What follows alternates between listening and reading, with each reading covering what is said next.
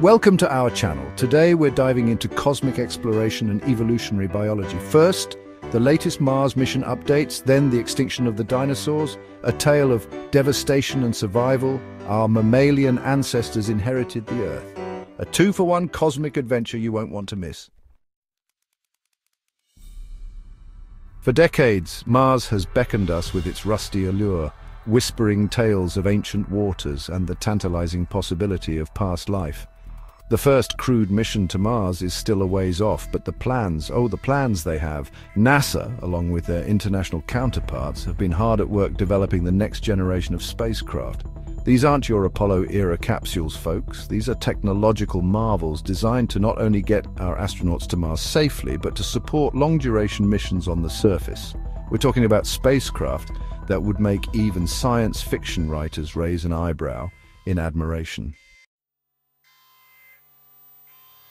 These new spacecraft are striking in size and complexity. Multiple modules work together like a well-oiled machine. Imagine a spacecraft with its own internal docking bay, designed for efficiency and sustainability using lightweight materials and advanced life support systems. They can even use Martian resources for fuel and oxygen, pushing human ingenuity to create self-sustaining outposts in space.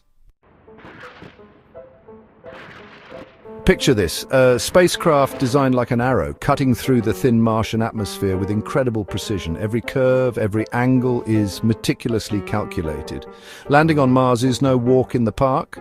The thin atmosphere means less friction, making for a faster, hotter descent. These spacecraft must withstand scorching temperatures, ensuring a safe landing for human cargo. It's a delicate dance between physics and engineering, pushing the boundaries of what's possible. Now let's talk about heat, because entering the Martian atmosphere is like plunging headfirst into a cosmic pizza oven. Future Mars spacecraft will have heat shields tougher than a dragon's hide, advanced ceramic composites, materials that laugh at temperatures melting conventional metals. These shields also ablate, burning away to carry heat and protect the spacecraft, like sacrificing a layer of skin to protect vital organs. When hurtling towards Mars, you need a heat shield that can take the heat. One of the most exciting aspects of these new spacecraft is their versatility. These spacecraft are designed with modular payload systems for various missions. Need to deliver a rover? No problem. Swap the crew module for a descent stage. Setting up a habitat? Easy. Attach a habitat module for a Martian home. This modular approach saves resources and time. It allows for greater mission flexibility. Versatility is key to Mars exploration. Now let's talk about sustainability, because when you're millions of miles from the nearest home depot, you learn to make do with what you've got. Future Mars missions will be all about reducing their environmental impact and making the most of Martian resources.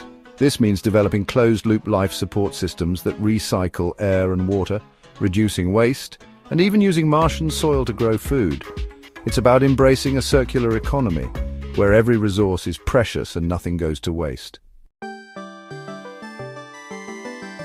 Remember the phrase in-situ resource utilization? Well, get used to it, because ISRU is going to be a cornerstone of future Mars missions. Essentially, ISRU is all about using what's already available on Mars to support human life and exploration. This means tapping into Martian water ice for drinking water and irrigation. It also means extracting oxygen from the Martian atmosphere, which is about 95% carbon dioxide. NASA's Perseverance rover is already testing out this technology with an instrument called MOXIE, which stands for Mars Oxygen In-Situ Resource Utilization Experiment.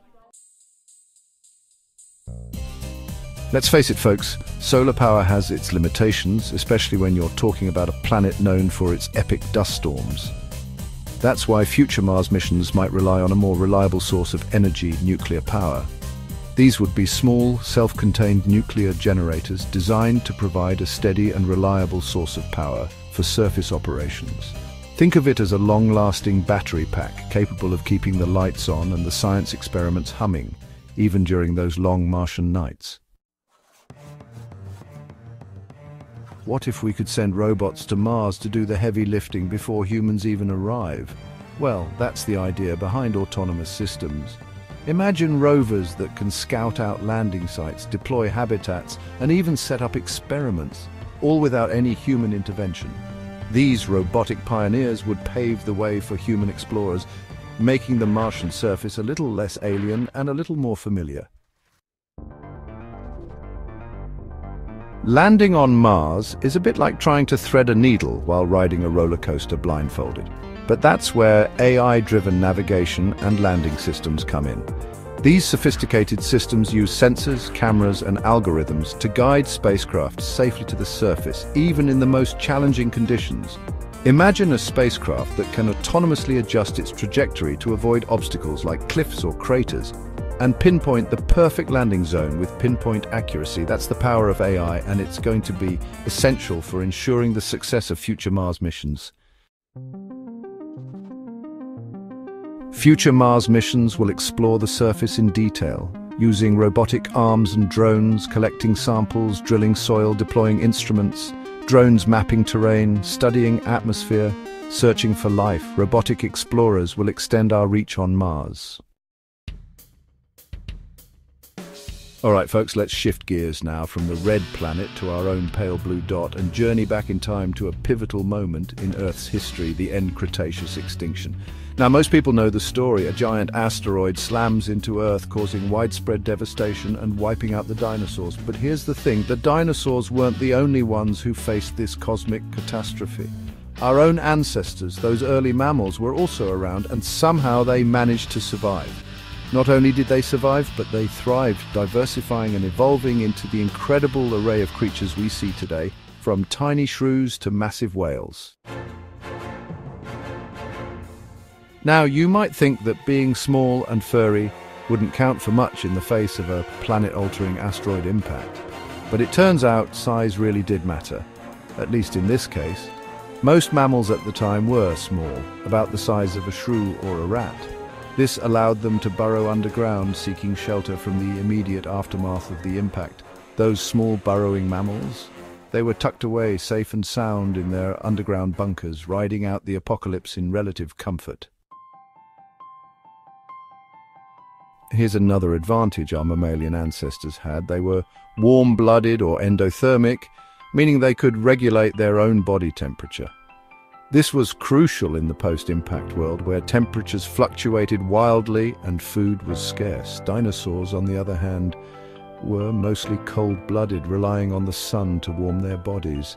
So, as the sun's light was dimmed by dust and debris, many dinosaurs simply couldn't maintain their body temperature and died out. Mammals, with their built-in furnaces, were able to adapt and survive in this colder, darker world.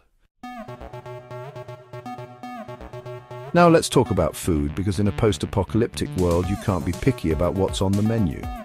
Many dinosaurs were specialized eaters, meaning they relied on specific types of plants or animals for their food.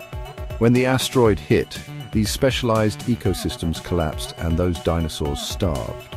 Mammals, however, were much more adaptable in their diets. They were generalists, eating a wide variety of foods, from insects and seeds to roots and even carrion. This dietary flexibility meant they were less likely to starve when their preferred food sources disappeared. Adaptability in diet was a key factor in their survival. In the aftermath of a mass extinction, it's all about bouncing back quickly, and that's where mammals had a distinct advantage. Mammals have a relatively short gestation period and give birth to live young. This means they can reproduce more quickly than many reptiles, including dinosaurs. This rapid reproduction allowed mammal populations to rebound faster. Even with high mortality rates, they were able to adapt to the changing environment and evolve new traits that helped them survive and thrive in this brave new world. With the dinosaurs out of the picture, the stage was set for an extraordinary evolutionary event, the rise of mammals. With so many ecological niches now vacant, mammals had the opportunity to diversify and evolve into a dazzling array of forms. This period, known as the Cenozoic era, is often called the Age of Mammals, and it's a testament to the incredible adaptability and evolutionary potential of these remarkable creatures. From the cutting-edge technology of future Mars missions to the incredible resilience of our mammalian ancestors, we've covered a lot of ground today. We've seen how human ingenuity is pushing the boundaries of space exploration, designing spacecraft that are not just vehicles but self-sustaining outposts in the cosmos. And we've journeyed back in time to witness one of the most dramatic turning points in Earth's history, marveling at the adaptability and sheer tenacity of life itself. Thanks for watching. If you enjoyed this video, don't forget to like, subscribe, and hit the bell icon for more fascinating content. See you next time.